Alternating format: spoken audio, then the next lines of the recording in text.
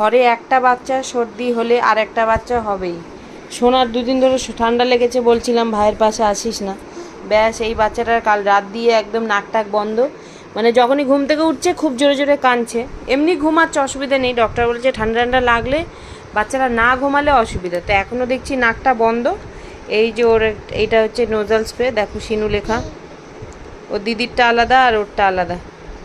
এই যে এটা ডক্টর দিয়েছে আর ওর নাম লেখা আছে, ওর দিদিরটায় নাম লেখা আছে আর ওরটার গায়েও নাম লেখা আছে, তো এইটাই এখন দিয়ে দেবো এক ফোঁটা এক ফোঁটা। এই তো সোনা বাচ্চা, নাকটা খুলে যাবে বাবা, হ্যাঁ ভালো বাবা, ওই সোনা বাচ্চাটা, হ্যাঁ নাকটা দেখছি বন্ধ, মানে কোলে ঘুমাচ্ছিল, কোল থেকে যেই রাখলাম অমনি ও উঠে গেছে। আর এমনি সর্দি টর্দি হলে বাচ্চারা এমনি একটু ঘ্যান ঘ্যান করেই। তোমাকে লিখতে বলেছি বাবা, তাড়াতাড়ি লেখো।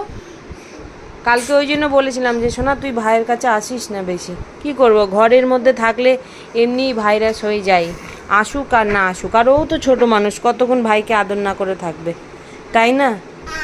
হ্যাঁ দেখ, হ্যাঁ দিদি একটু আদর করবে না ভাইকে, তাই তো হয়, তাতেই ঠিক হয়ে।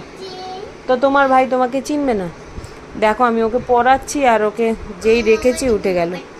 ঘুমিয়ে পড়ো বাবা, ঘুমিয়ে পড়ো বাবা, নাকটা বন্ধ হয়ে আছে না, ওই জন্য উঠে পড়েছে, মুখ দিয়ে নিঃশ্বাস নিচ্ছে।